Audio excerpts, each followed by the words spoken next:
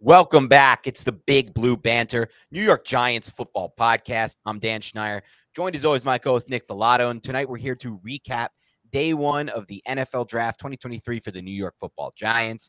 We will probably wrap this show up, depending on time, with a few guys we're keeping our eye on for day two tomorrow, and we'll talk a little bit about a report from Ryan Dunleavy, who said, keep an eye on the Giants for trading up again, this time in round two. He mentioned somewhere in the mid-40s. The Giants are picking at 57. So we'll discuss that at the end of the show as well. But tonight we're here to talk about day one for the New York Giants, and we will discuss the entirety of the first round. Look at a few things like what positions went off the board, surprises, interesting developments, a lot of trades. I mean, I thought it was so interesting. Going into this draft, I heard Rick Spielman, or one of the former GMs who does podcasts now, say, like, most of the trades you're going to see are going to happen. They're going to be agreed on before the draft. I feel like that wasn't the case in this draft. There were a lot of on-the-fly trades by these GMs, though Giants GM Joe Schoen did mention after the draft that he had discussed the trade with Jacksonville before the draft, and the parameters were in place if Joe Schoen felt like he needed to move up that one spot with Jacksonville. We'll talk about that trade as well, because I thought it was interesting to move up one spot in general in a draft. It's interesting to me, to say the least. But can't bury the lead, Nick. The Giants got Deonte Banks, a cornerback who made my guys lists. We recorded that show 3 days ago. We discussed him on the podcast we did a week or two before that when we talked about the cornerbacks who we would be willing to or wanting to take in round one. He made that list as well. He also is a player who I felt like, and you could challenge me on this, or maybe you disagree or disagree, I don't know. I felt like he was one of the close to blue chip players in this class. Like, there weren't that many blues in this class. Like, to me, it's very close. And I think a fair case to be made that he was a blue chip. I mean, just from an athletic standpoint, Nick, this is a rare breed. He's the third most athletic cornerback to enter the draft since 1987 out of 2,222 cornerbacks. So that's pretty insane numbers right there. So I got to be honest, for me, this is a massive, massive home run pick. How are you feeling about this? It's a grand slam. It's not a home run, Dan. It's a grand slam. How many times on this podcast did we say, oh, Deonte Banks isn't going to be there at 25? But we would always be like, yeah, crazier things could happen. Who knows? And he was sitting there at 24, and Joe Schoen said, look, we were going to trade up. We just saw 4 receivers go consecutively before that. Emmanuel Forbes and Christian Gonzalez went off the board. They wanted to secure their guy. I respect that decision. I know it's not always the most popular decision, but I'm ecstatic about this pick of Deonte Banks. Like you said, uber athletic, can play press man, has played press man. Some of the drawbacks are just like his right shoulder that he hurt. I believe it was his right one. And that the fact that he was kind of a one-year wonder, if you want to say that, because he missed the entire 2021 season. But as long as that checked out medically, this is a home run pick for the New York Giants. We knew they needed a cornerback, and they got one that we didn't even believe would be there. This was my third cornerback in this draft class. I had him higher than Joey Porter Jr., and I didn't consider him a blue chip because of the medical and because of the one-year aspect to his profile. But I loved his tape, and he was one of those guys that I said when I first watched, this is a Schneier guy right here. You're going to love him, and you did, and I'm so glad he's a New York Giant. Yeah, this was really exciting for me because there's definitely a player that I wanted in this draft. I would say he's probably the ideal home run pick. I mean, look, when Christian Gonzalez was falling in the draft and Jackson Smith and Jigba, I changed my mind a little bit. Those two were by far the top 2 on my board, but they go off at 17 and 20. The Giants didn't really realistically have a chance to get either one. If you're going to move up from 25 to 20 or 25 to 19 or 18 or 16, whatever it would be to get either of those two players, now you're definitely giving up a third round pick, probably a second round pick, to be honest. That's a lot of draft capital if you look at the trade value chart. To move up from 25 to 24, the Giants gave up a 5th round pick and a 7th round pick. We'll get a little bit into that shortly. But for me, the reason this is such a slam dunk, grand slam, home run, whatever you want to call it, pick, is because I felt pretty strongly that cornerback was by far and away the Giants' biggest need on the roster. I know you agree with me on that. Yeah. I think that, objectively speaking, there's not really much debate, if we're going to be honest. Adoree Jackson, not signed long-term. They didn't restructure that contract. They didn't extend it. In my mind, that means maybe they'll give him a prove-it year to stay healthy, but in all reality, he was signed by the former regime. He's had a massive injury history. He's getting older. Good GMs don't really invest too much in older corners with injury histories. I don't think he's here for long. So they really needed to take a swing on potential cornerback one. They couldn't just put all their chips in the Amani O basket, right? Or, Cordell Flott developing right away in year 2, or Aaron Robinson off a major injury. So they really needed this from a need standpoint. And the second factor for me, Nick, is watching Wink Martindale, right? Now, listen, you could see it. when the Giants drafted Deonte Banks. Martindale was ecstatic. He hugged Joe Shane. He was like losing his mind there. And after that, they asked Joe Shane in the presser, like, what happened there? Why? What happened with Wink? Why was he? What we saw him? He was so excited. And he was like, this dude Banks fits what Wink Martindale wants to do to a T. But I think part of the reaction from Wink is also that, and this goes into what I was saying before, like, not only is corner the number one need based on what they have in the roster, corner is the number one need because I think that Wink got that ecstatic. And this is not to say like he didn't get so ecstatic with Kayvon Thibodeau or whatever they got last year, but it wasn't really the same reaction. Let's be honest. But I think part of why he got so ecstatic, Nick, is he believes that in his system, cornerback is the most important position by far to actually have the system work the way he wants it to work. You saw it in Baltimore when he had Marlon Humphrey, Jimmy Smith, and I forget the other corner who was playing at an elite level at the time. Who was the other corner? Marcus Peters. When he had those three corners, that Baltimore defense for a stretch run before those guys got hurt, I think in that year, was unstoppable. You could not move the ball in the air on that defense. And if you can't move the ball in the air, you're not scoring points. That's the NFL these days. So I know in his heart of hearts, corner is not only the biggest need on the roster, just looking at what's left depth chart wise, it's the biggest need to take this defense to the next level. So the opportunity to get a guy with all the athletic traits who he says fits his system to a T, that's big. Now, I think that Banks will take some time, and I'm curious to get your take on this, Nick. Not just because he was a one-year wonder, but I just think corners in general, like someone texted me right after the draft, they were like, I'm kind of pissed. I want a wide receiver, but you know what? If he can have a Sauce Gardner-like impact, I'm pumped. I'm like, pump the brakes, man. Pump the freaking brakes. Sauce Gardner was maybe the best corner in the NFL last year. You're not going to get a Sauce Gardner at 25 overall in any class. You're not going to get a Sauce Gardner at 4 overall, 1 overall in most classes. The norm is Derek Stingley Jr. That's the normal career arc in year one for a cornerback, right? Like, oh, he had some ups, he had some downs. Sauce Gardner is a straight anomaly. You don't see that often. Like Patrick Surtain had a really good rookie season as well. Wasn't as good as Sauce Gardner. Sauce Gardner was, you could argue, the best cornerback in football last year. You're not getting that at 25 or really in many draft classes in the top 5. Yeah, exactly. And you shouldn't expect that, and that's okay. And to answer his question, it's like, I don't think you were you wanted receiver. I understand you were a diehard receiver guy, but you weren't going to get that from Addison. You weren't going to get that from Zay Flowers. These dudes weren't going to step in and have a Jamar Chase like impact in year one. They're 5'9", 6'173". Like, what we got to, pump the brakes a little on that idea as well. Maybe JSN could have done, I don't know, but even then, I don't really feel as confident. And to me, with Deonte Banks, I think just looking at the position overall, and kind of like what you said, he's a little bit of a one-year wonder, obviously the injury history. There is a chance that this could be like a rough patch start for the Giants with Banks. I don't think that's out of the question. But I know for a fact you put him on the field right now, Nick, and he's going to allow Wink Martindale, in my opinion, to do different things schematically than he was able to do last year with Fabian Moreau and Nick McLeod on the field, because simply put, there's a different level of athleticism on the field now. If you're a coordinator, you can feel a little bit more comfortable leaving a corner on an island with 4.35 40-yard speed like he has. And Joe Shane said they timed him at 4.32. I always find that funny how like the Giants have their own stopwatches and like, yeah, it said 4.35. We don't care. We had our stopwatch at 4.33 too. Like, it's just like, who cares anyway? It's like a matter of 0.3, but either way, they had him stopped at that. And regardless, the point is he has obvious speed, insane explosive jumps, good 10 yards, really good 10-yard split as well. Like, it's a different level of athlete they have on the field over anyone, but maybe a fully healthy Adoree Jackson. I'd even argue, like, at least, you look at the testing wise, this is maybe a better athlete they have on the field than even Adoree.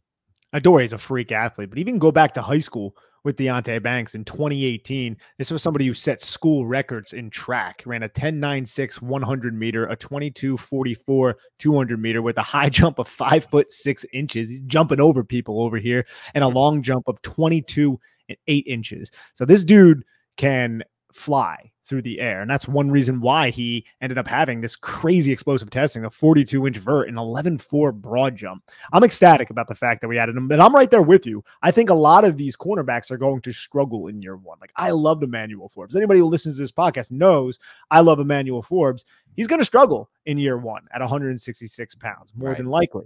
There aren't a lot of Sauce Gardners out there. That's why he was such a coveted pick, who was one pick away from being a New York Giant, in my opinion. But hey, I love Kayvon Thibodeau as well, and I'm not going to cry over spilt milk in that situation. The Giants get Deonte Banks, and I really feel like this is, in the long run, going to work out. And the Giants aren't done investing in their secondary. I would not be shocked if they go after a safety, and I also would not be shocked if they draft another cornerback or a slot nickel type later on in the draft as well.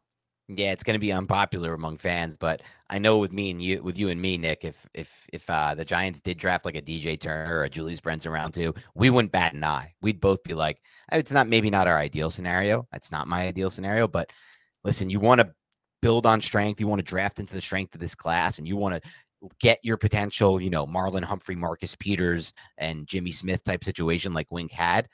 I'm not going to hate that because I too believe corner is one of the most important positions in the NFL in today's game. I believe it's made even more important by the division they play in right now with the Eagles and the Cowboys adding Brandon Cooks. And obviously the Washington receivers are pretty damn good with Terry McLaurin and Jahan Dotson as well. So it wouldn't be crazy. I don't think it's going to happen, but it wouldn't be crazy, Nick. I want to talk about one more thing with him. I feel like, when it comes to Deonte Banks, do you think that they felt like he was by far and away the best corner on the board? I ask you this because when they made the decision to move up from 25 to 24, giving up a 5th and a 7th round pick, it seemed odd to me at first when I was just looking at the surface. I'm like, I'm not really used to teams trading up one pick, right? Because essentially when you do that, you're saying, especially if the clock's ticking down, you're saying like, all right, I know the clock's ticking down on Jacksonville's pick here, but maybe we think teams are calling them. And if they're calling them, maybe they're calling them to move up for Banks. And we just at this point simply can't afford to lose Deonte Banks. Does that confirm to you, because it does to me, that there was a big drop-off on their eyes from Banks to whoever was left? Now, maybe Forbes was in the mix, and he just went earlier than they expected. But Joey Porter Jr., who was sitting on the board and actually didn't go in round 1, who you yourself had a lower grade on than most, I feel like. I still think he was your corner 4 overall, right? But he was. I think there was a drop-off for you there. I liked Emmanuel Forbes' tape better than Porter, but Porter, being the freak size that he was, put him ahead of the 166-pound Emmanuel Forbes. But I did like Emmanuel Forbes' tape better than Joey Porter's. It was a good night for your evaluations, by the way. Forbes, Porter not going in round 1. I think there's one more I texted you about. It was a good night for Nick's evaluation. But does that confirm to you, like it confirmed to me, that they really had a different kind of grade on a Banks versus a Porter?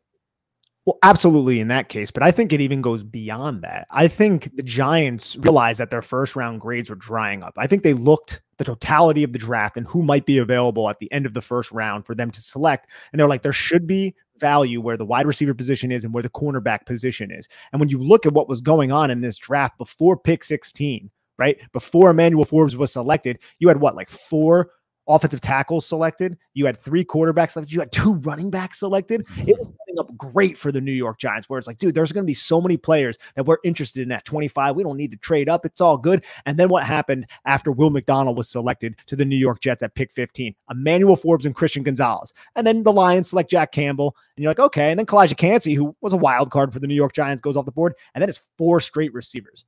4 straight receivers. All 4 the Giants might have been interested in. And then at that point, you're like, dude, Deonte Banks might be our only round 1 grade left at cornerback and wide receiver. Let's just go up and secure him. And I get it. You spent a 5th and a 7th on that. The 5th, that kind of sucks because that could be a player. The 7th is somewhat, you can get that guy in priority free agency maybe. But I'm okay with that type of conviction being showed by the Giants. Like, we like this guy. We value him more than anybody else that we have graded at these positions, these priority positions. So we're going to secure him and not allow Jacksonville to trade back. So I'm sure Joe Shane probably had some insight, since he did have trade talks with Jacksonville prior, that Jacksonville might have been looking to drop back and get extra picks as well. So don't allow any of those teams, Buffalo, Cincinnati, or whoever maybe wanted a cornerback, to jump you to get Banks. Just secure that guy. And I like the conviction there. Yeah, I think what it comes down to, Nick, is they were running out of first round grades, like you said. Joe Shane, in his presser after the first round, even said himself that he felt like, and it's funny because remember 2 days ago or whatever it was, a week ago, when he had that pre-draft presser conference, he was like, nah, we feel pretty confident we're going to get one of our guys at 25. And I don't think the board fell the way he expected to, despite that all the weird picks that we had that we weren't expecting, like Gibbs and McDonald. Go ahead. That's what I'm thinking, though. I think some of those players were Giants were very interested in, specifically Emmanuel Forbes, maybe even a Will McDonald, and some of these players that we didn't spend too much time talking about, possibly Kalijah Kancey, and they come off the board. And it's like, well, we wanted to go with those players. We thought they were going to be available at 25. They didn't. They weren't. So the Giants, I don't think they panicked. I think it was a smart move. I mean, let's go back to, what was it, the 2015 draft, with Jerry Reese when everyone knew that Jerry Reese liked Jack Conklin and everyone knew that Jerry Reese liked Leonard Floyd. Somehow that slipped. And what happened? Jerry Reese was sitting there on his hands. Both of those players went off the board. Teams were leapfrogging the New York Giants to select them. And then the Giants were like, oh, well, I guess we'll go with Eli Apple. And then Eli Apple's like, I never talked to the Giants during the pre-draft process. It's like, what the hell? Like, you're just going with your highest graded player off of tape, I guess. So it was just a crappy situation. So in this case, it's just like, hey, we like Deonte Banks. He fits our system. Wink Martindale wants him. The coaching staff does have a say in this as well, even though it is Joe Schoen's decision. And Joe Schoen's like, let's get you a cornerback. Priority position. We know we need it. Here we go. And I absolutely love that decision.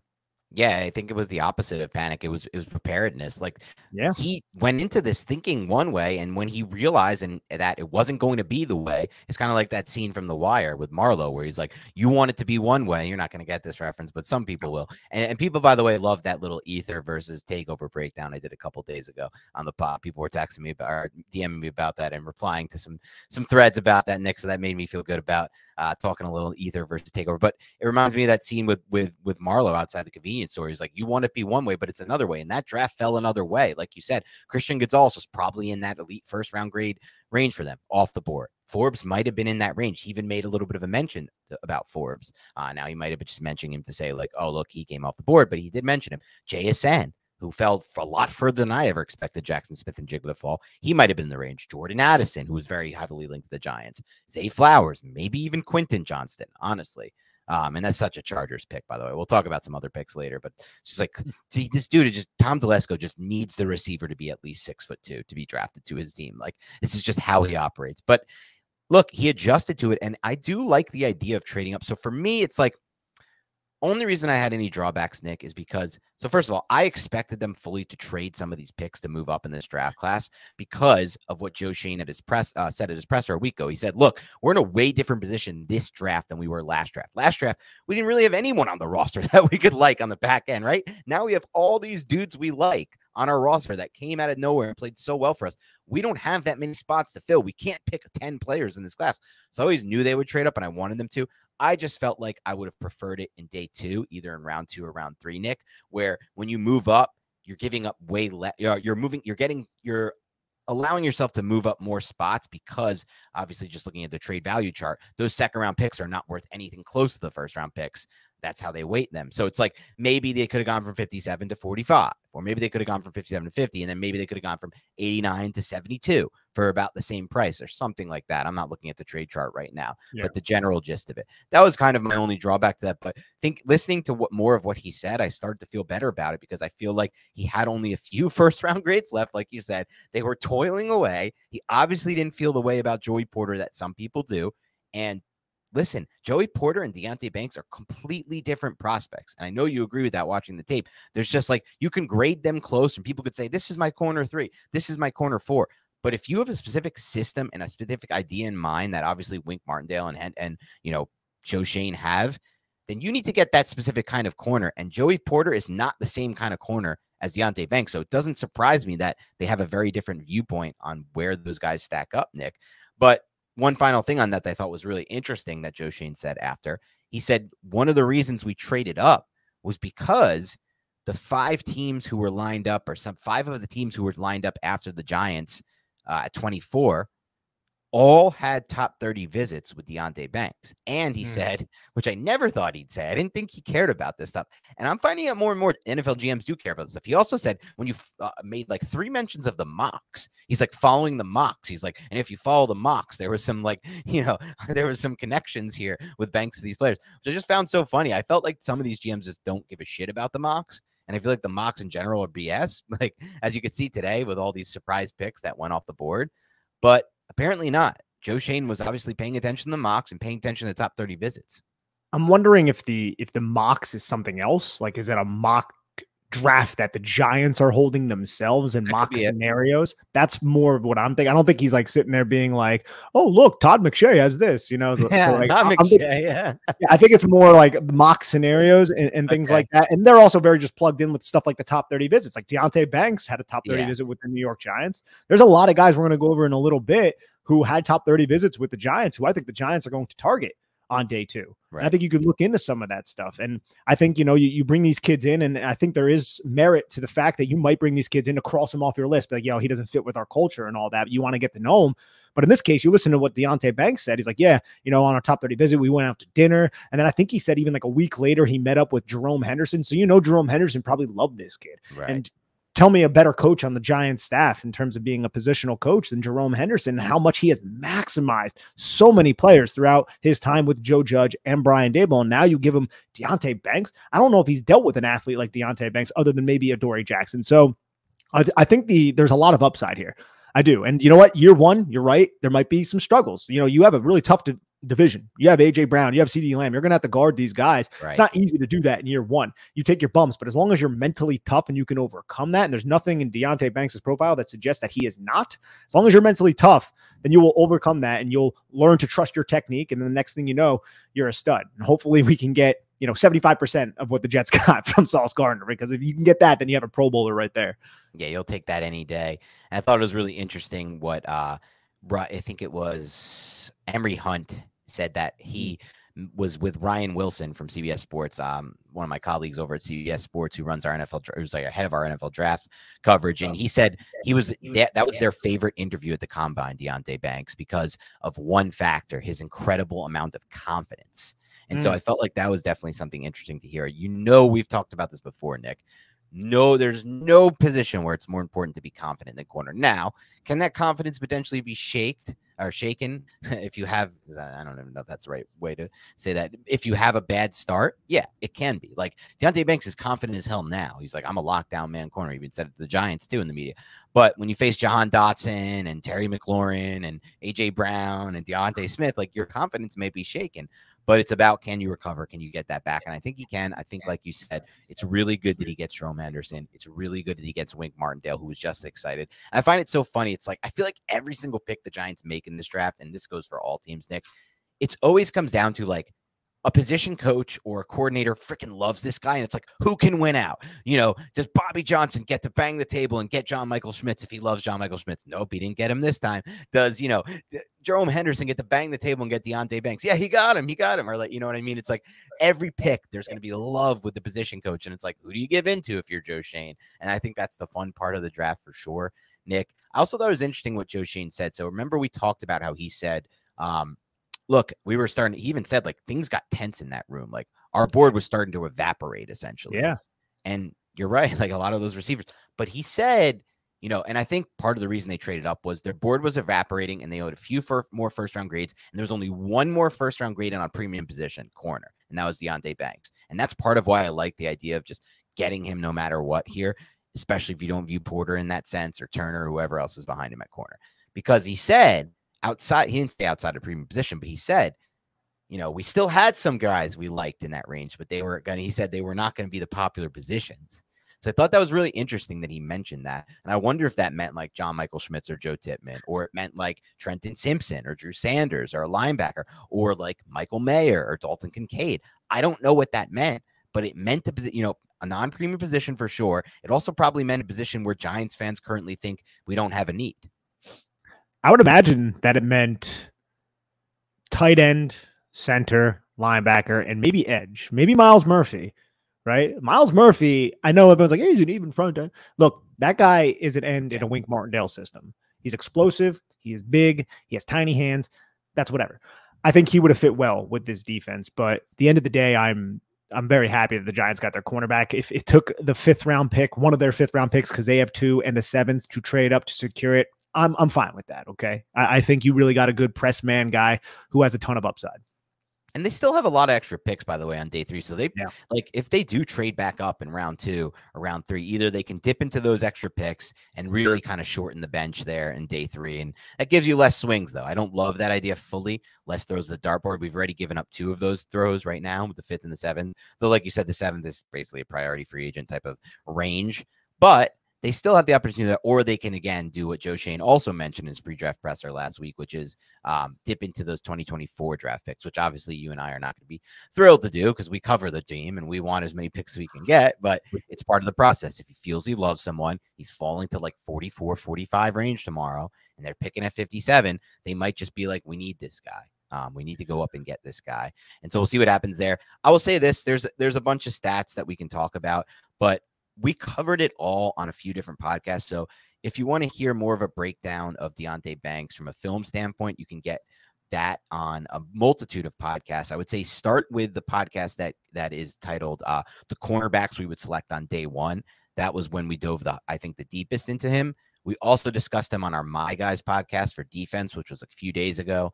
And then in my 7-round mock, we did the dueling 7-round mocks, Nick. I got Banks at 25. So I'm 1 for 1 on my mock pick. So I'm hoping I can make it 2 for 2. Though looking back, I don't love my second pick. I traded back a few times. I traded back to 70, and then I got a player who I like, but some people didn't like the pick, Chandler Zavala, but I still like Chandler Zavala, and I love how I just like his combination of foot speed and physicality. We'll see, though. I mean, interior offensive line is definitely something that's on my mind heading into day 2, Nick, for sure.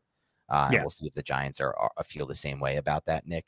But yeah, and so you'll get more of the breakdown there. But I thought one thing that, I didn't discuss as much on either podcast that really stood out to me is Banks only had 1 missed tackle last season. And that to me is super important in this specific system and in general for the cornerback position, because you're going to be on an island, especially in a man coverage system like Wink Martdinale, and you're going to be asked to tackle. And we saw a lot of times last year, Adoree Jackson did a really good job saving the Giants from giving up plays when he would shoot and make those tackles. And, not to knock the dudes, but I feel like we weren't saying that as often for Fabian Moreau or Nick McLeod or even Cordell Flott when he got his chance. So if Deonte Banks can also be a dude who's aggressive in the run game and then a short tackler in the run game, that's going to be a nice upgrade for the Giants. Yeah, he's a physical guy, man. And I have a report over at Giants Country. I'll post it on my Twitter at some point if anybody wants to go and read that. I can give you the synopsis if you want. I have like strengths and weaknesses and all that too. But if anybody wants to read it, I'd say do it again, because there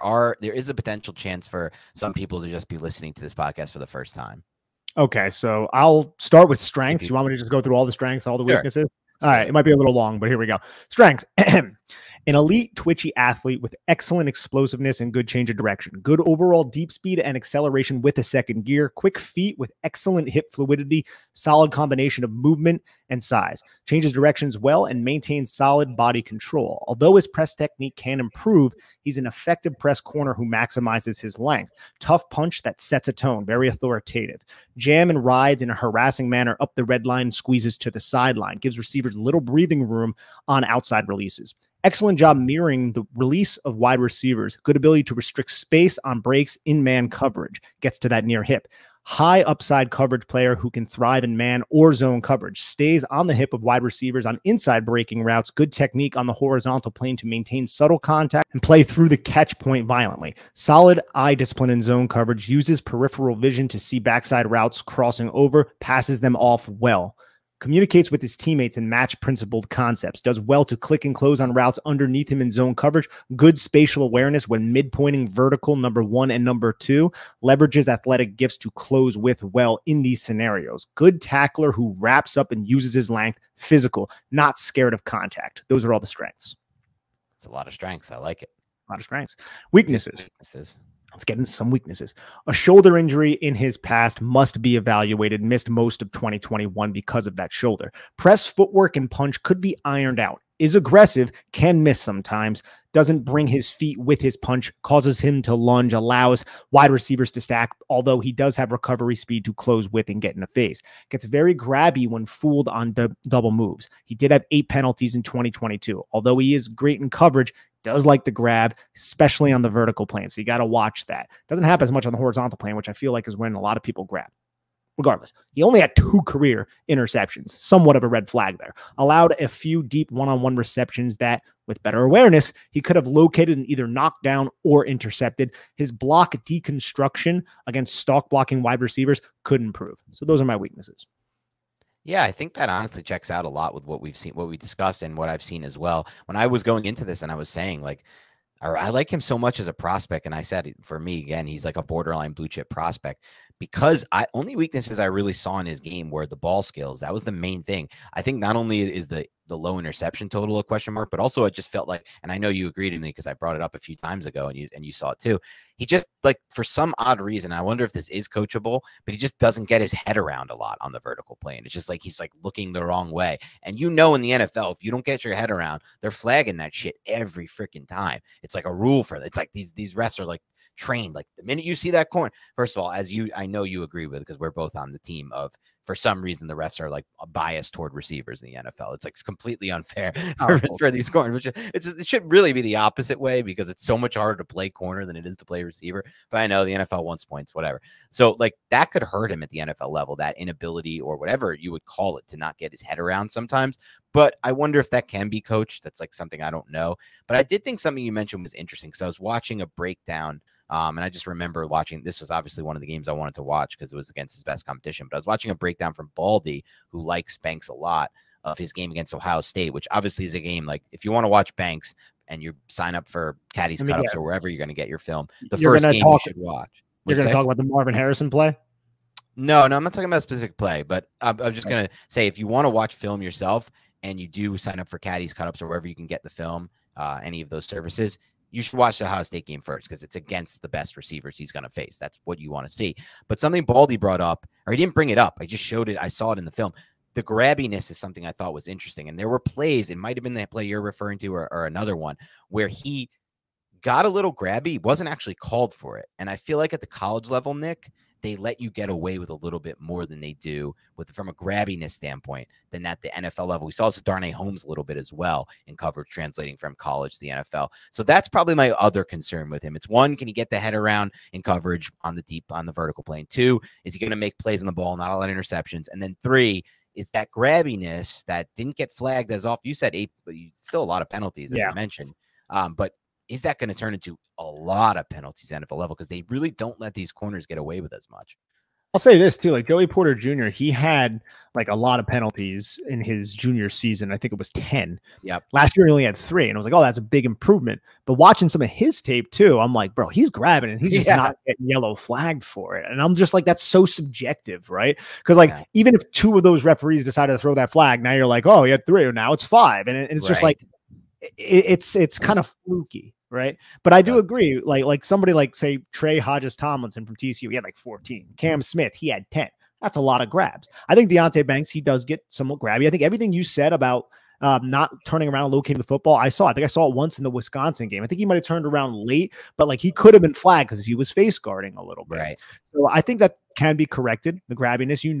Jerome Henderson is probably going to tape tennis balls or boxing gloves to his hands and send him out in practice so he can't grab. So he's enabled to do that, to teach him to just trust his feet and trust his technique. And once he trusts his feet and his technique, which he doesn't always do, and I think this coaching staff will get him to, there's really not that many weaknesses with him as long as he's healthy, because he has that type of athletic upside and the length and the size, and he's physical. So, and he has the mentality. He's first team all chirp, similar to Devon Witherspoon, right? So you have all of those traits in a cornerback. That's what you want in your starting cornerback.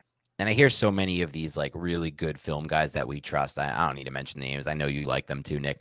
Talk about how much, and even former NFL GMs like who are on these podcasts now, talk about how much they believe in what you just said. That chirpiness factor of a cornerback is important to them. They want that chip on your shoulder corner who's going to play physical, who's going to let you know, who's going to get like a Devon Witherspoon. And I think he fits that bill. And like you said, with his athletic profile, with his deep speed on the vertical plane and the recovery ability, with the physicality, with the movement skills all over, with the explosiveness, like if he can correct his technique, like you said, and take well to the coaching, he is going to be a really good player for the Giants at 25. Like he's going to be somebody who you're going to look back, and this is all ifs, right? Like he has to do all the things that we just said. He has to correct those techniques. He has to take well to the coaching, and he has to stay confident. And that means he has to win early to gain and maintain that confidence. But if all those things happen, I just feel like we're getting a much better prospect than you normally see at corner at 25. Like a lot of these corners, I'm looking back at past drafts, and I didn't get a chance to fully do this before the show. So maybe I'll do it for tomorrow or something like that. But I'm looking back at past drafts, Nick, and the corners that go off the board.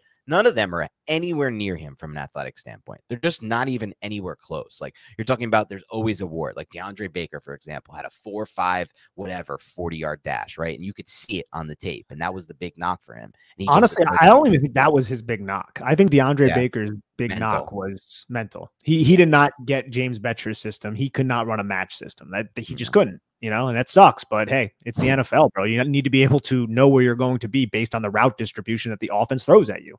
And he hasn't made it, I don't think, with the Chiefs yet. I'm not sure. I don't think he's had many snaps there. I know they have a crowded cornerback room. They're like crowded at every position. That's a stack that roster is. But yeah, I mean, look, I feel really confident that when you have that kind of athletic profile, in some ways, like he was very underdrafted to me in this class. I don't feel like 24 players should have been selected before him personally. Because again, like I understand there's warts, I understand there's a one-year wonder, and he needs to correct and clean up things. And there's risk involved in all of that, Nick, and the injury, like you talked about. But man, you just don't see corners with his level of athleticism at this pick. And he has some believers, man. I talked about Brian Baldinger, who broke down and loved this tape. I found this out tonight. Greg Cosell, and I know you love Greg Cosell, the godfather of game film breakdown, game film analysis. This dude must watch like 1 million hours of film a year. It's just amazing how he can get to that much. He's just sitting in that Mount Laurel office in New Jersey, which I have applied to so many times, Nick. I've applied to NFL Films a disgusting number of times. I've never received any inquiry back, but he does interact with me sometimes on Twitter, maybe one day. Because I would just, that to me is like close to the dream job. Like you're just sitting in NFL Films working with Greg Cosell, watching tape all day. Like I know for you, that's even more so the dream job even than me, but I found this out tonight. Greg Cosell has Banks as his corner 2 in this class. He had Gonzalez 1, Banks as his corner 2, both over Witherspoon. So I thought that was just super interesting to hear him break down Banks. And you can find that on my Twitter. I think I retweeted that, but that was just something that I stored up in here, and I was like, damn, Greg Cosell loves him. That's got to be a good sign. Yeah, I didn't know that Greg Cosell had him that high. I'm wondering why he had him over Devon Witherspoon. Maybe it's length. And Gonzalez over Witherspoon. Well, Gonzalez, I can at least justify because of traits that you can project forward, because not many people are that size with that type of movement skill. True. But I think this also might work against Gonzalez. At least I'm not interviewing these guys. I don't know shit. But just like from what I hear, he doesn't have that Banks Witherspoon mentality, right? Yeah. I'm not saying that he isn't tough or anything like that, but I always hear people speak on podcasts who are a little bit more in the know than me suggest that maybe he doesn't have that same type of temperament that those two have, and that could really not really mesh well with some front offices. But New England, who is like the pinnacle of that temperament, selected him, so maybe that's just bullshit. I'll say this though, man. With Deonte Banks, he did surrender 4 touchdowns this year. He did not surrender a catch longer than 30 yards since his freshman year, which was only a 41-yard. Yeah. No, yeah. He never actually surrendered a catch more than 40 yards. So that. No more than 30 this year. No more than 30 this year or in 2021 in the few games that he did play. His longest catch surrendered in college was a 37-yard catch. The 4 touchdowns that he did allow in 2022, one of them was against Grant DeBose, who's going to be a probably late day 3 pick out of Charlotte. Really, it was just an outside release, and it was a perfect throw from the Charlotte quarterback, who is more than likely going to be an accountant, as we like to say on this podcast. There were, I don't think as I like to say, all the touchdowns, they were kind of short. One was, I think, just like a blown coverage against Indiana, where it was like a horizontal cross, and Banks took to eye candy from somebody else, and the route ended up being a horizontal route. He gave up a 16-yard touchdown to Nebraska as well, and then another touchdown to Indiana. So he did surrender 4 touchdowns. Maybe people will be like, oh, he's not great in those situations. Look, I think we have to break down each of those plays individually and see what exactly happened. He only allowed 138 yards after catch this year, probably a testament to that tackling. And his reception rate this season was 43.3%. He had a sub 50% reception rate in college throughout his entire career. That's filthy right there. Not giving up a lot of yards after catch on a horizontal plane, not giving up a lot of completion percentage against. Also, I think you put this on your Twitter, and you might have just mentioned it and I missed it, but he didn't give up more than 53 yards in a game this year, which which I thought was also super interesting. Someone might have put that up. Yeah, I put that up, I think a while ago, though. Yeah. I don't think I put that up. I think I put that up before I knew he was the pick. And that 53 yards was Ohio State, Purdue. We talk a lot about Charlie Jones. We love Charlie Jones. He only gave up 3 catches for 15 yards to Charlie Jones. And I know Charlie Jones isn't like boy, Charlie Jones, baby. He got Charlie shut down. Jones had his way a few times with Joey Porter Jr., by the way. He did. But Joey Porter Jr. did have like 5 PBUs in that game. But again, I think they're still throwing the football at him. Nobody else wanted to try him after that. Like after that was it. Right, exactly. I like Joey Porter Jr., man, but I was lower on him than a lot of other people. And I think it was mainly just a lot of people were like, yeah, he's a perfect fit for Wink Martdinale. I'm like, why? Just because he can press and he's long? Right. You need to be able to flip your hips. You can't allow wide receivers to eat into your cushion when you are in off coverage and then have problems and issues in transition, flipping your hips to get right back in phase and close with on that wide receiver, depending on wherever the hell they are going. It's not something that he can't do, but there's a little hitch in that. Like, that's not his game. I feel like his best fit would be in like a cover 3 type of scheme, press bail type of scheme, like the Seattle schemes from, back in the early 2000s. He could be like a Richard Sherman in that, and he'd thrive, right? Right. But I don't know if just because he's good at press coverage doesn't necessarily mean he would be perfect for this specific system. I think that's going to force the corners to flip their hips and cover across the field, the entirety of the field. That's more suited to Deonte Banks and DJ Turner and players like that. I completely agree with that. And I think there's the, if you were going to take a player like Porter, there's the hope that he can just be so good with his hands and his length and his jam that nobody gets off. And by the time these receivers break free, the pressure is there because you're playing in a high pressure system that's sending a lot of blitzers. But he did that against the Indianas and the Northwesterns and the Illinois and all these loser receivers of the world. But none of those guys are playing in the NFL, right? Like, the only ones are the Ohio State bunch. And Charlie Jones is going to be a 4th-round pick. Like, who else is even coming into the draft from the Big Ten this year? It's not that many. I don't know anyone from Indiana, Illinois, Wisconsin. Penn State has Parker Washington. So the point is, Joey Porter might be able to press jam these dudes at college, but can he get away with that in the NFL? And if not, like you said, can he flip his hips and recover? Because to me, recoverability is the most important trait for a corner, basically. And so, depending on the system you're playing in, but you're playing in the Giants system, it is probably the most important trait. So we'll see. So I'm definitely excited. I had Banks over Porter as well. Banks is my corner 3. Made my guy list. Porter did not. So I'm super pumped about that. I'm also really excited, Nick, just kind of taking a step back and looking at this thing more like 30,000 view. I was really in the camp of getting a defensive player in round 1. Me, my brother, and my dad watched the draft tonight. We talked about that extensively. We were not in the camp of wide receiver. For one, I didn't want a receiver because I didn't really want to gamble on any of these small dudes. 2, if JSN fell, okay, I would have taken JSN. I would have been happy, Nick. But these little dudes, I'd rather wait for next draft to get a bigger dude.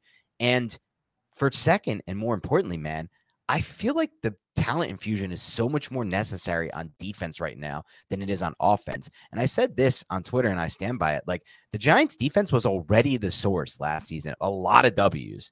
And thanks to, in my mind, to coaching, a combination of 3 things: coaching, 3rd down defense, and then mostly red zone success. That was why they were the success. A lot of our W's last year were defense-based. They were not offense-based. We did not have a good offense last year. Contrary to belief, some popular belief, if you look at some of the numbers, we're dead last in explosive pass rate, dead last in overall explosive play rate. Didn't really score that many points. What did we have? 1 game over 30 at the end of the year? Was that only the Vikings? I don't know if did we have a game over 30 besides the Vikings playoff? I'm not even sure. The Colts, right? Who were giving up on their coach who got fired and was obviously should have never been a coach. But that, counted if you want. But that was we had all those wins on defense, and now we have an absolute legitimate infusion of talent. Bobby Okereke to play inside linebacker instead of Jalen Smith, Ashawn Robinson and Nacho to give you defensive line depth instead of whatever the hell we were putting out there on the defensive line last year at the end of the season. Deonte Banks to play instead of Nick McLeod and Fabian Moreau types.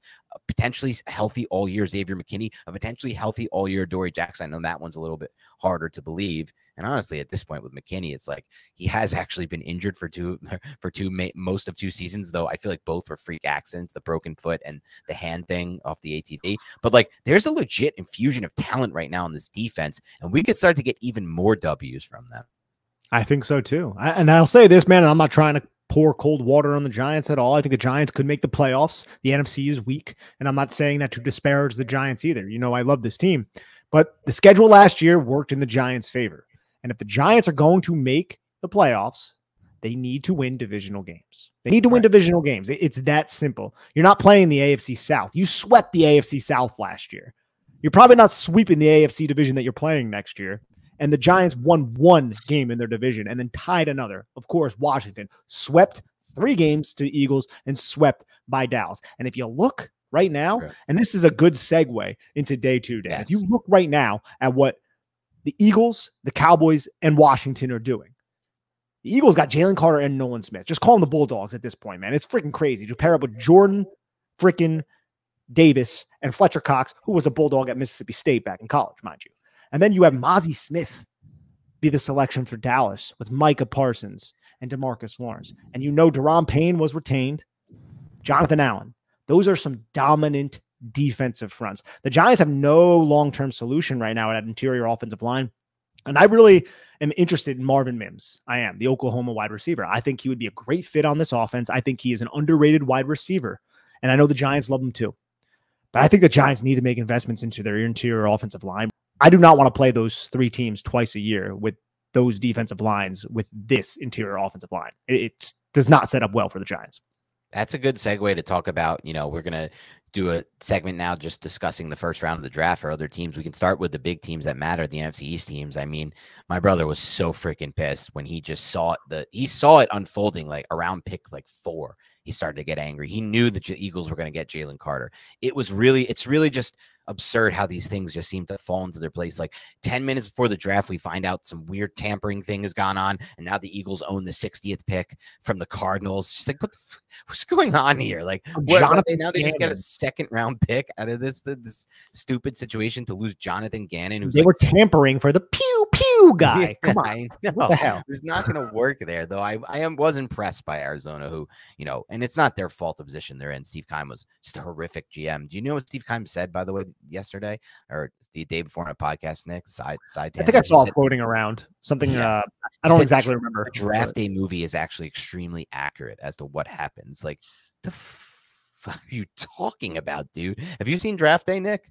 I have, but I'm imagining, or at least I'm hoping, that he's saying like the owner breathing down the neck. Maybe that he's talking about Michael Bidwell. Maybe that's what he was talking about. Not the fact that like it's like Vontae Mack, no matter what. And he's like, oh, I wrote that on a Post-it, 3 months ago. I don't think he did more of a job managing that Cardinals roster as you possibly can. So I almost feel like it's the former, and this dude is just bonkers in space, not knowing what the hell he's doing.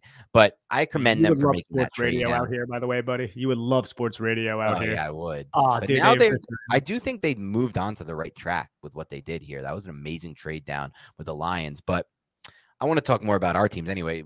We're talking about Jalen Carter. Like, so Jalen Carter falls to the Eagles at 9. Like, dude, if he's just like fine fit for their culture, and probably this is like the best spot he could go to from that standpoint, Nick, he's arguably the best player in this class, non-quarterback. Like, you could say Will Anderson, and some people will make that case, but I think the real answer is Jalen Carter. And I think you might probably agree with that as well. Like, he was literally the best player in college football. And then to freaking sit on your clock, not trade up, and get Nolan Smith at 31 overall, it was disgusting. And we knew it was going to happen. Daniel Jeremiah was laughing about it's going to be Nolan Smith, isn't it? They're all laughing on set, NFL Network. And it just happens to fall that way. And it's like no one's stopping them. So that was super disappointing night for me with the Eagles getting Nolan Smith and getting Jalen Carter. Like you said, it's going to be really difficult right now. It puts a lot of pressure on the Giants to improve their interior offensive line. And I hope that doesn't. So my whole thing, Nick, is I'm down to do it if the board falls the right way or if they make a trade up for an interior offensive line. But I don't want to jam the position just to jam the position, because then we're getting into Dave Gettleman-esque type behavior, where we're just taking positions because we need positions. So it's going to be interesting to see. The good news from that front, Nick, is neither Osiris Torrance or Steve Avila went in this first round. No John Michael Schmitz, no Joe Tippmann. So as of right now, and that doesn't even, they might like other guys. They might like Cody Mock.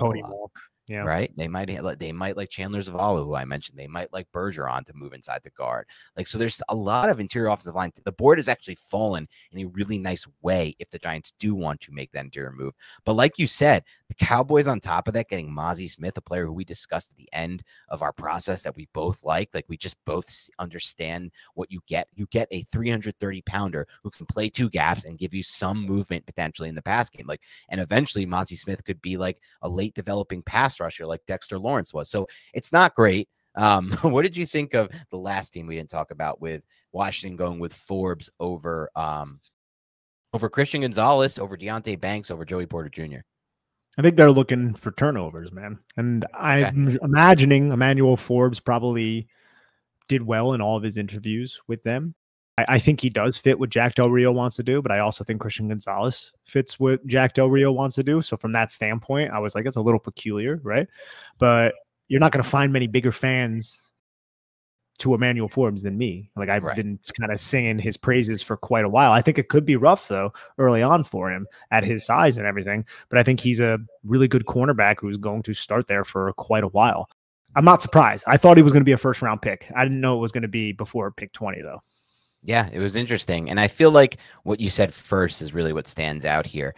They want to find it. They probably prioritize this pick because of the ball skills and the turnover upside that he brings to the mix. Because a player like Christian Gonzalez, the thing with me with Gonzalez, and I know I discussed this on our corner pod, I felt like, so before I watched any of these guys, I looked at their combine testing, their athletic profile, and he looked like a cookie cutter lab built corner that I was going to be like, this dude is a top 5 blue chip. I love this guy. And then I watched Gonzalez and I was definitely unimpressed, to be honest, based on my expectation. I set such a high expectation. He was good on film, but he wasn't what I was expecting. He was smooth. And mostly for me, he allowed a lot of completions I didn't expect him to, and the ball skills weren't what I expected them to be. So maybe with a player like Forbes over Gonzalez for Washington, they're trying to locate somebody who has ball skills, who has turnover upside. And what did we see last year when Washington played the Giants? Some insanely aggressive coverages, right? Where Jack Del Rio is taking corners away from the the field side, just you're not going to throw it over there, Daniel Jones. Enjoy. Just have your wide receiver running wide open to the field side, the sideline, 10 yards of space, no corner in sight. We don't give a shit. There you go. And you start to build in some of those aggressive coverages that he's going to build in. I can see some bad moments in our future where Emmanuel Forbes is jumping a ball and picking it and maybe taking it to the house against the Giants. So I don't love it, to be honest. At first it's oh, nice. They took him over Gonzalez and Banks, who are better prospects probably overall. And it's on the flip side, it's I don't know. I don't know if I want Emmanuel Forbes in our division, honestly. Now I got to freaking see him twice a year after I had this draft crush on the guy. I'm guessing Forbes is going to slide in and he's going to start cornerback, opposite Kendall Fuller. But I know they also had Benjamin St-Juste, who I feel like is a pretty solid cornerback, good right? When healthy, just injury issues for him. Yeah. The long kid from Minnesota, I think he was a 3rd-round pick, maybe. Yeah. I want to pop our lads. Yeah, he was a 3rd-round pick in 2021. So, hey, man, they love the run match principle, quarters type defenses, right, where you got to be smart, where you got to be reactive. Emmanuel Forbes can execute that very freaking well. Yep. All right. Let's talk about some of the other teams, some of what the other teams did in this draft. So I think let's start near the top. So the first thing is, in both of our mocks of what we would do, Nick, the mock we did of what we would do, neither of us, we did not take Will Levis in round 1. So it's obviously no surprise to either of us he didn't go in round 1, Nick. And I saw someone tweet tonight, oh, here's some teams that are going to take, I expect to take Will Levis. It's picks 36, 37, 38. I don't see it, man. I think this slide is going to continue.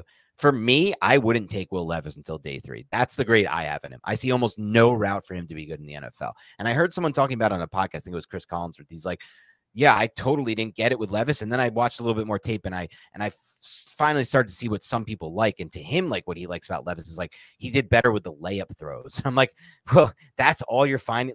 This, because it's is that the good thing about Will Levis, the layup throws? And I feel almost when I look at Will Levis, Nick, I feel like he's just a shittier version of Carson Wentz, which is just not a prospect I have any interest in investing anything more than a 4th-round pick. And I don't care how big he is. I don't care if he can throw 50 yards from his knees. If you're not good, I'm not. If you have the profile he has, and a lot of this, again, I'm basing off of that 2021 tape with Wan'Dale Robinson, just watching those 6 games. But dude, that was supposed to be his good tape. The 2021 tape, I didn't watch him in 2022. And if you look at the numbers, dude, just the raw numbers, this dude barely eclipsed 150 yards a game. Yeah, I know. It's insane how unproductive he was for some supposed 1st-round pick. So yeah, so he fell out of round 1. I don't think that was more of a surprise. I think the first surprise of this draft was probably the trade up for Will Anderson, which was just weird to me. I just feel like if I'm going to trade up and give up all that capital, they gave up a next year one, they gave up the 34th pick, I think it was, which is insanely valuable in this class. Or maybe it was 36 or 34. I think it was 34. 34, next year one, and next year 3 and 12. I need to be getting a Myles Garrett, or I need to be getting a Von Miller. That's how I viewed it, Nick. So you want to show me a prospect who's the size of Will Anderson, then give me Von Miller bend around the edge. Or you don't want to show me Von Miller bend around the edge, then fine. Give me Myles Garrett or give me Mario Williams. Give me someone who has crazy length and who can dominate like that. But like, I like Will Anderson a lot. I think he was the best bet in this class, not named Jalen Carter. But that's not a player I trade all that capital up for. I need one of those two things. So that surprised me. Surprising? Yes. I respect it to some degree. Okay. I respect it because you are trying to cultivate a culture there, because the culture there has been ass for years, has been weird. They just get crapped on all the time because no one knows what's going on there. And then the Deshaun Watson situation was a freaking terrible fiasco. People are talking about Nick Caserio leaving after the draft. You bring in D'Amico Ryans and you're like, look, we are trying to build a respectable franchise. We get CJ Stroud. We have our quarterback now that we can build around. That buys us a lot of time here. Not that these guys are even under pressure, but they have a ton of draft capital. Right. So why not go? D'Amico Ryans is a defensive head coach, and you get that defensive cornerstone. And he's not Nick Bosa, but you get that defensive cornerstone that is reportedly, and it just seems like, one of the best football characters and people that you can have in your building. You bring him into that locker room to help kind of cultivate what you want in place as D'Amico Ryans.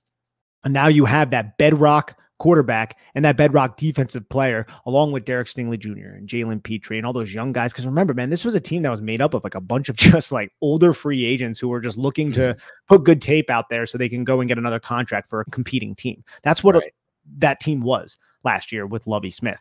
And now you have a whole new era here.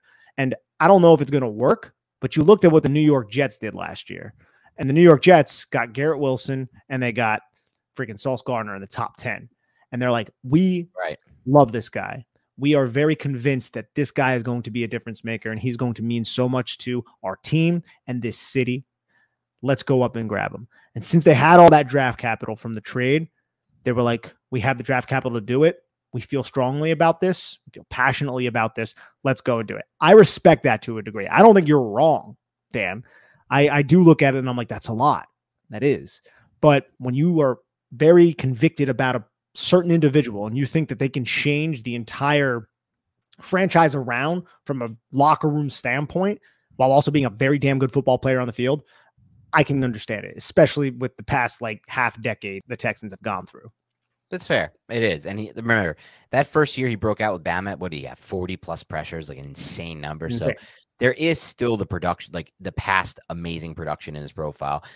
So I'm with that. Let's get to the next surprise in this draft. And that was for surprise for some. It was not a surprise for me because I had him mocked to this team in the draft. And that was Bijan Robinson in the top 10 at 8 overall to the Falcons. I thought you were going with the other running back. Oh no, we're gonna get to that. Bijan wasn't even a surprise. I had him. It wasn't. Some people felt like, because I remember before the draft, some people were like, if he falls to 25, the Giants got to take it. And I'm like, nah, I don't blame you. I'm kind of okay with that. Versus the other back who I was like totally out on at 25. And we can get to that. And that's the Lions at 12 overall after trading back, right? They traded back. Yeah. They take Jahmyr Gibbs despite having the 18th pick. And after the draft, their GM said, not only was he their highest rated player on the board, which like one thing, if you're just like totally throwing out positional value, you can maybe make the case that Jahmyr Gibbs is like the 12th best player in this draft. I wouldn't make that case. I would never find an 198-pound back to be the best player in and that's combine weight. Like, I know he's not playing at that weight. He's playing at 185 to 190 at the NFL level. And like, good luck holding up. Or if not, like, what are you, like a scat back? Which I think someone even mentioned in one of the pros draft. They said the word scat back. But like, okay, maybe you can make the case he's your 12th best player on the board if you're not talking positional value. But if you're factoring in positional value and premium positions and the importance of actually using your premium assets on premium positions so you don't have to pay them in free agency, this is a horrific pick, in my opinion, Jahmyr Gibbs. And I'll stand by that. I don't care. And this is just a shocking pick to me. And like he said also after the draft, Nick, that he had teams texting him today and saying, we were going to take Jahmyr Gibbs. So we had to take him in 12. Guess who's not taking Jahmyr Gibbs? The Packers at 13 were never taking Jahmyr Gibbs. The Steelers at 14 were never taking Jahmyr Gibbs. The Jets at 15 were never taking Jahmyr Gibbs after Breece Hall. So those are 3 of the teams that he claimed would take him. The football team with not Bijan Robinson, with Brian Robinson and Antonio Gibson, and just the fact that they needed a corner, that was never happening. The Patriots, maybe, I guess, but I highly doubt it. They took a running back in the first round once, and it backfired so bad on them that I don't think they'll ever do. They took it twice. They took Lawrence Maroney as well, but neither of those worked out. So now everyone's been knocked off, and now you're back on the clock at 18, and you could have just got Jahmyr Gibbs there. So just like a stunning thing to me that Jahmyr Gibbs went there. Curtis Martin, a first round pick. Now I'm curious by them. If we're gonna go way back in the day, I don't know if he was a first round pick. You mean when Belichick was that the year Belichick? Well, that was Jets. Oh, you're just going prior to Belichick. Okay, prior to Belichick. Yeah. I just wanted to bring up Curtis Martin because I hated the Jets. I hated the Jets growing up. I hate to admit this, but like I kind of liked Curtis Martin. Yeah, there's just something about a running back who like is gonna get 4 yards for you every carry. It didn't matter. He was going to get 4 yards for you. No flash to his game. No need. Nah, no need for it. No need for it. He was that great mental processing. And then we get to the next surprise. Yeah, go ahead. I was just going to say, it was like 6-year-old me who was like, oh, that guy's good. He wears the green jersey. But I hated that team, There's a really funny story in the past where my dad went to pick up my brother from Willow Lake Day Camp. He was so young, and it was a hot day out, like 98 degrees. And we haven't let him. There was like a 10-year span where we just didn't let him live this down. We just brought it up and shat on him for it over and over again. We finally retired the joke, but and it was a hot day outside. And my dad, when he picked him up, he was wearing a Jets hat, my brother, because one of his friends gave it to him, or a counselor gave it to him. And my dad was just disgusted to walk in there that day and see his son in a Jets hat. So we haven't let him live that down. Shout out Maddie, shout out Ronnie if you're listening today. Shout out Pops. But it's just a funny random story. But the next surprise here was we saw the tackle run we expected. And I feel like, dude, the Jets kind of got screwed here because the Steelers traded up to 14, 1 pick ahead of the Jets, to get Broderick Jones, who was basically, in a lot of people's minds, the last of the great tackles left on the board. Anton Harrison went later in the round. I like DeJuan Jones, but a lot of people didn't like DeJuan Jones. I get it. He'll probably go sometime on day. He'll definitely go sometime on day 2. There's no way someone with his wingspan is not going to go on day 2. But they traded ahead of the Jets, and in some ways, dude, as you mentioned this earlier, Nick, in some ways, the Jets kind of pulled a Jerry Reese 2014 with Eli Apple and taking Will McDonald. Not really, because, dude, I get the McDonald pick because, if you're going to talk to me about Lucas Van Ness, who goes at 13 and McDonald at 15, consensus mock, everyone's like, this is the worst pick ever. Lucas Van Ness is so much higher rated. But, I look at the 2 players, I'm like, well, McDonald actually has burst and edge bend. And McDonald, to me, has a much better chance of actually being a pass rusher who wins against NFL tackles than Lucas Van Ness, who's just all projection. And I think Van Ness is still the player I would prefer because I like edge setting. And I think there's some value to having these defensive ends who are long and physical and powerful, who can because I just, only because of last year, really, dude, only because of watching the Giants last year. I never thought this until I watched all those games on tape and I saw how bad we were setting the edge and how much it impacted us in the run game. So I do see value in the Van Nesses, but I don't hate McDonald because he actually has some pass rush upside. But either way, dude, at 15 overall, this feels like it was a bit of a reach. And the funniest thing was because my brother was in such a bad mood after the Jalen Carter to the Eagles thing. He's just hates the Eagles with a passion.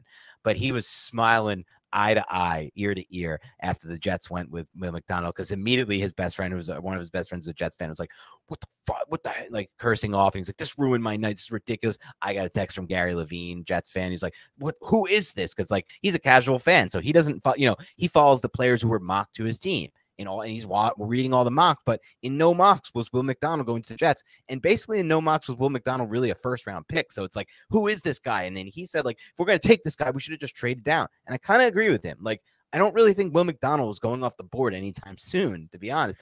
And, even if he is, it's you can't just bank your whole draft on, we know more than you guys know. We got to get this guy. So I just felt like that was a big surprise to me. Man, Will McDonald probably has the best bend in this draft class. Yeah. And he's long, dude. He's a long player with great bend. He's a little undersized. You don't need him to start in base because you have Carl Lawson. You drafted Jermaine Johnson last year. This could be a situational pass rusher for you. You could use him in certain packages. You have Robert Salah as your head coach. They do a good job with defense. You want to get after those quarterbacks, Josh Allen to Mac Jones, if you're still the quarterback, whatever. But I don't know. I don't hate it. I think he's a really good football player. I don't either. Yeah, I shouldn't say. It's just like funny. It's so he was productive too, and I get it. It's the Big 12. It's Iowa State. It's, you know, as our friend Don would say, our mutual friend Don would say, ew, gross. And he was very happy that 2 Hawkeyes were selected in the first round, and only 1 Cyclone was. He texted me about it. But Will McDonald had 34 sacks in college and 42 tackles for a loss, and he was, you could argue, not being used to his full potential. So I kind of I understand where you're coming from. It sucks. They definitely got screwed. They wanted a tackle, no doubt. But I still think you got a pretty good football player. I'm fine with it too, because again, like I said, he actually has edge bend, which is impossible to find in this class. It felt like, at least he has more edge bend than BJ Ojolari, than all those. And Nolan Smith too, yeah, who we love. We would both take Nolan Smith over him because he's a more complete player, but he did have more edge bend than him. And some people would even say he had more edge bend than Will Anderson. I don't know if that totally. Oh, yeah. Probably just pure edge bend. Yeah. Yes. That's not the only thing to a pass rusher, but it's worth a lot these days. By edge bend, I just mean you can flatten to the quarterback, right? We've talked about that a lot over the last couple weeks. Maybe Will Anderson is a better overall player, but Will McDonald's ability to bend through contact because of his lower body flexion and just the way he is built and his athletic ability is superior than a Will Anderson, who is a little bit tighter than that, a little bit stiffer than that. And with all that said, while I can accept that it's an okay pick in a vacuum like that, Nick, it's still not an okay pick for me for a team that, in my opinion, needed to get offensive talent here. Like I said with the Giants, I felt like we really needed defense. I felt like it was even more pronounced with the Jets. They just brought Rodgers in. They have a horrific tackle situation. And I get it. I don't want them to reach for a tackle. Maybe they should have traded up, though, right? Or maybe they should have just taken JSN there. That's who I said they should have taken at that pick. Look, they let go of Eli Moore. They have Alan Lazard, who, in my opinion, sucks. And I just think he's terrible. I guess he'll be somewhat productive because of Rodgers and there's a rapport. But you got Garrett Wilson. You don't really have much talent at tight end from a receiving standpoint. You have Alan Lazard. You bring in JSN instead of Will McDonald. To me, it's a better pick. So I didn't love it by the Jets. Let's move on to another surprise pick. 18 overall. The Lions are at it again.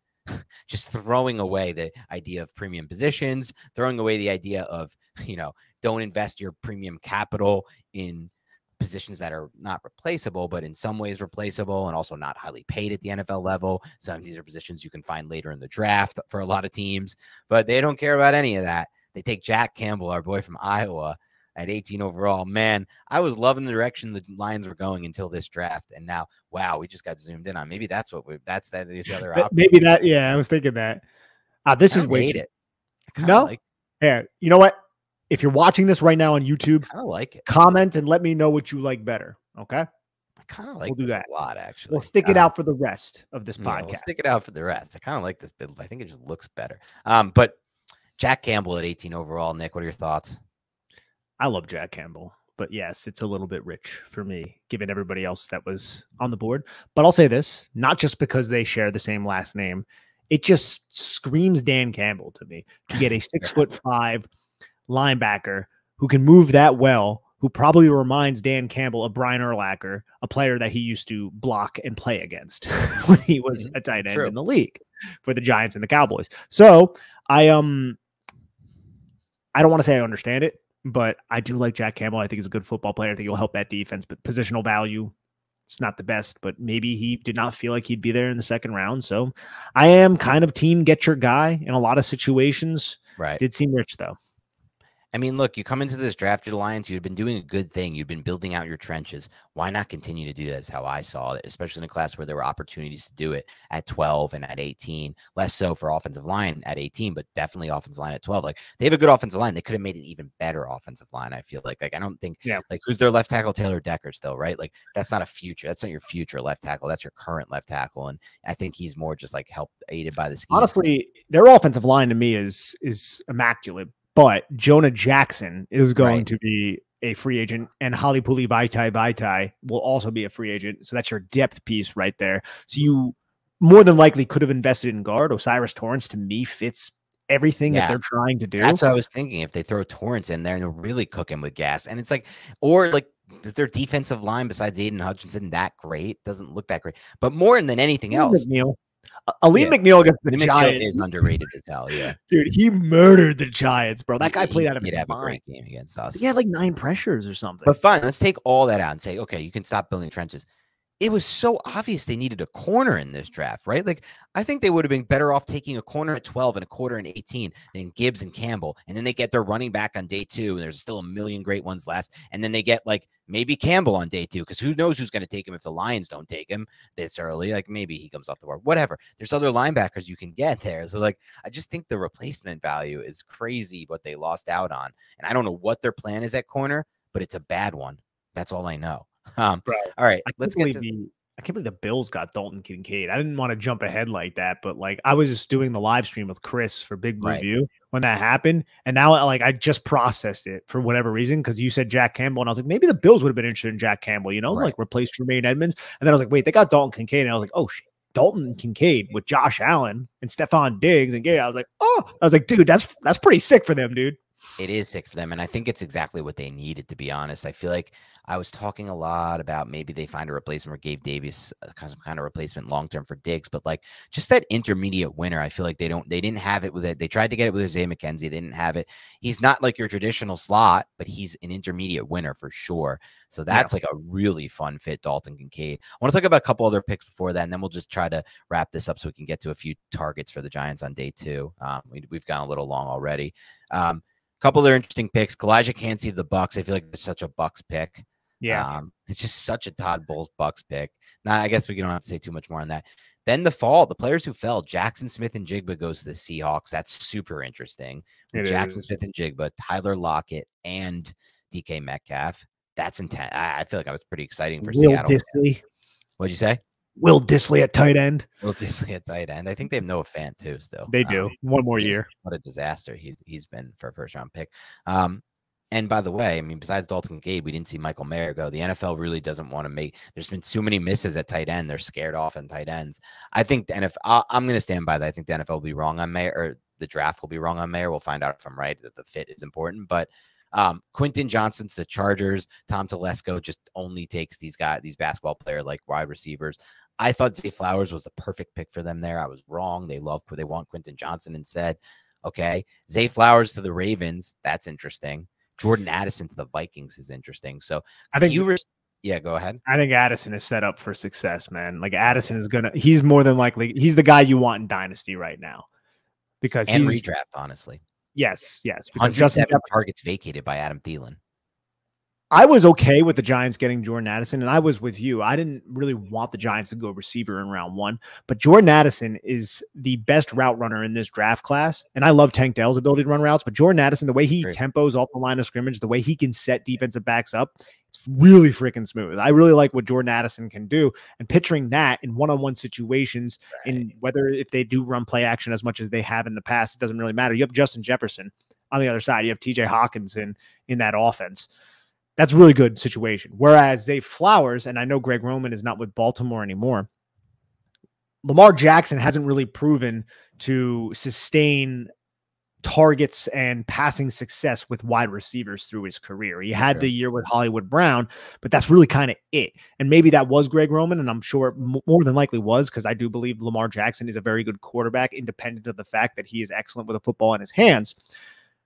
But you have Odell Beckham there too. You have Mark Andrews there. So how many targets are you going to get, Zay Flowers? Right. But I still like the fit, because I think Zay Flowers, as everyone who listens to this podcast knows, is a damn good football player. And he can uncover, and he can take advantage of the fact that Odell and Mark Andrews will more than likely command a lot of coverage as well. But Lamar needs to just get him the football when that happens. Yeah, and that's the second part of that discussion that needs to happen. All right, a few more picks, not as much surprises, some interesting ones. I kind of like what Jacksonville did, trading back multiple times, still getting a tackle, and Anton Harrison. They really needed a tackle, so I was cool with that. Obviously, Nolan Smith, that's annoying. Miles Murphy to the Bengals. I love that pick by Cincinnati. I thought that was good value. I was very high on Miles Murphy. I feel like Lou Anarumo, I could play for him, and I'd be a good football player. Yeah. Like, I just feel like he's turning Eli Apple into like a competent, adequate starter in the league. Right. And I just feel like that's Not the easy type to of do. yeah, that's the type exactly. That's the type of defensive coordinator, dude, that can take a player who might have some question marks, right? Might have some up and down tape, and then just make him a very solid football player. And he has Giants Yeah, roots, baby. So, he does. represent. All right, let's get into some players we're targeting for day 2. So this is tougher to do than previous years because we're picking so deep into each round. Mm-hmm. So it's kind of like, so for example, I'll just go over some of the best players that are still on the board. Brian Branch is still on the board out of Alabama. We thought he might go in round 1. Michael Mayer still on the board out of Notre Dame. None of these guys are going to be in the range of 57 because look, we still have another 25 picks to go until 57, but some of these guys could be trade up range if they start to fall into the 40s, right? Joey Porter Jr., Osiris Torrance, DeJuan Jones, Giants probably aren't going to be interested there. John Michael Schmitz, Joe Tippmann, Darnell Washington didn't go.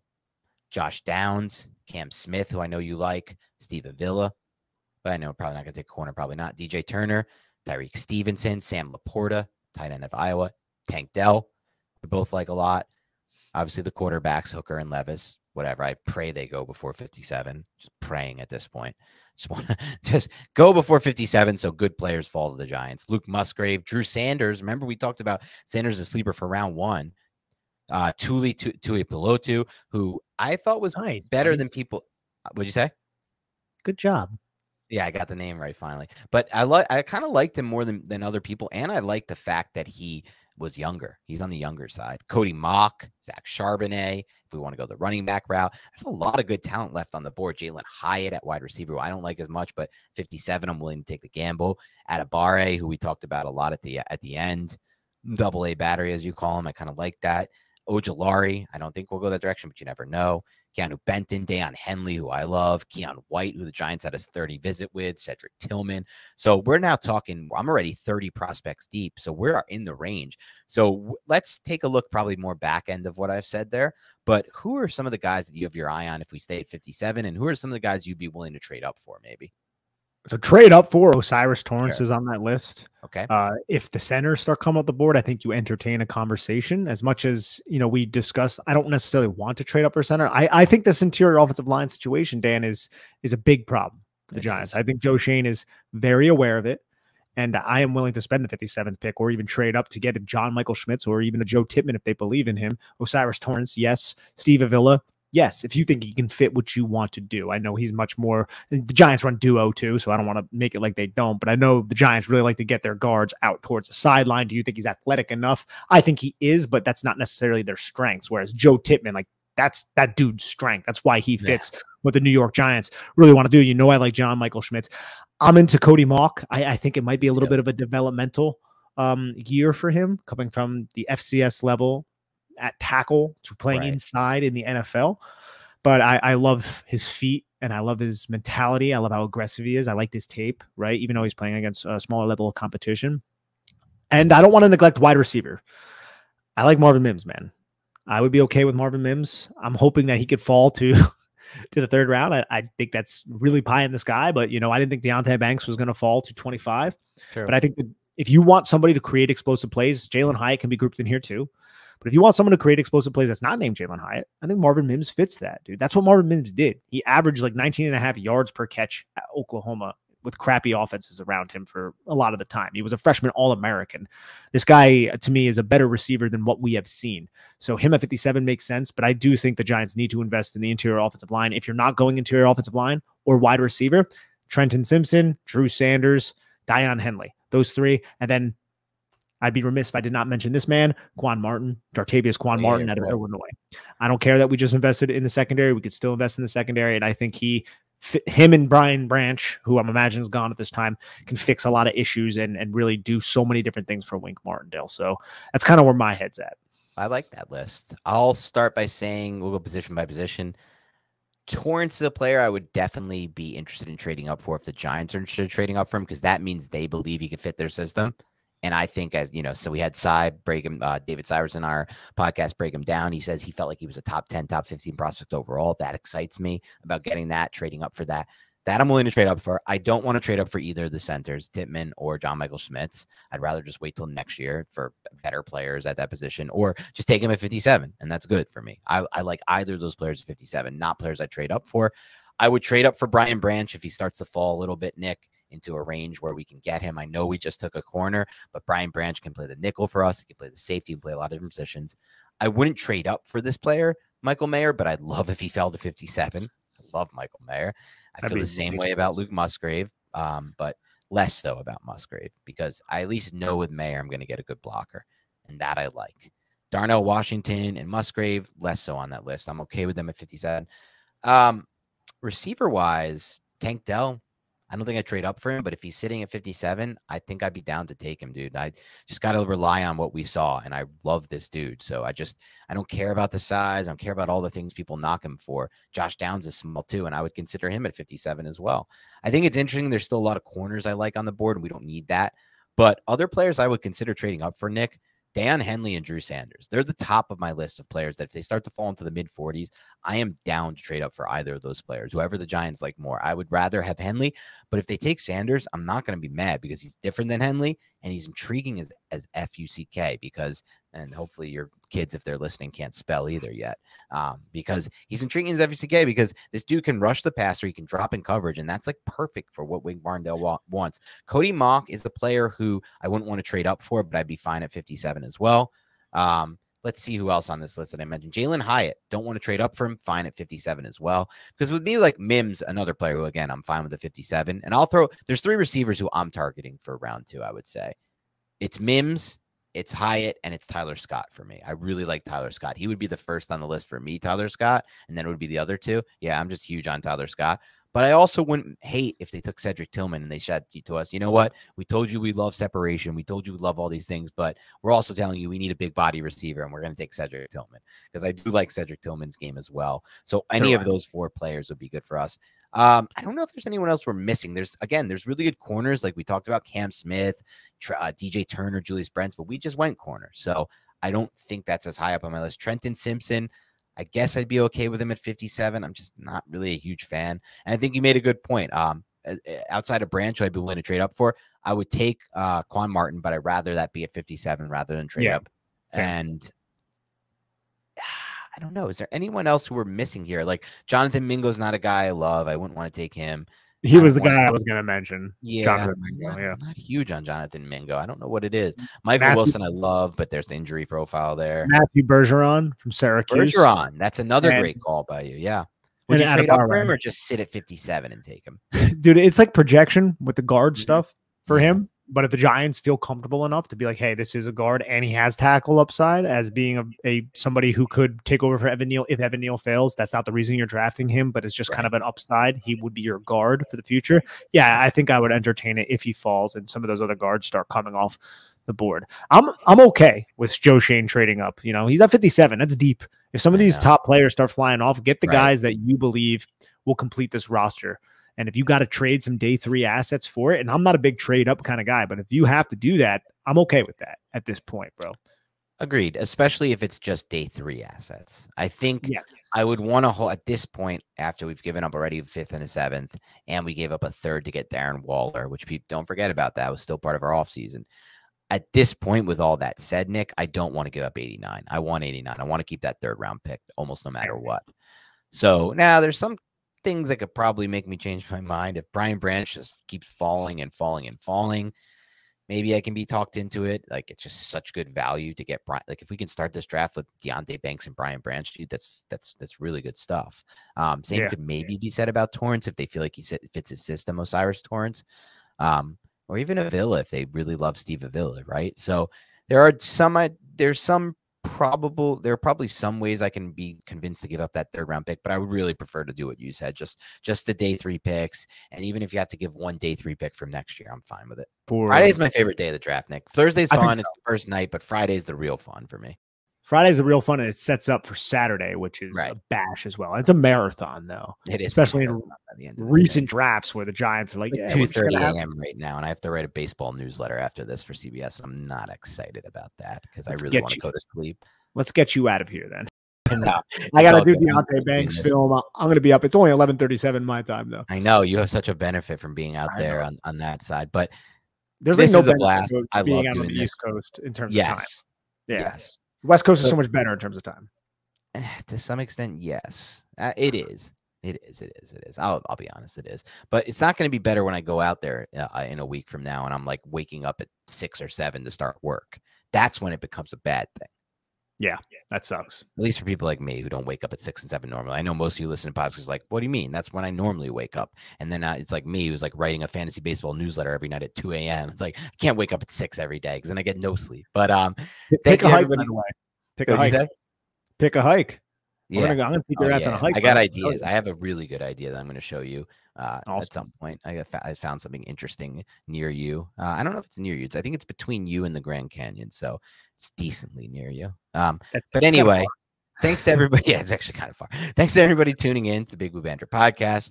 Keep it locked and loaded. We've got more podcasts coming. Day 2 recap tomorrow. Day 3 recap the day after that.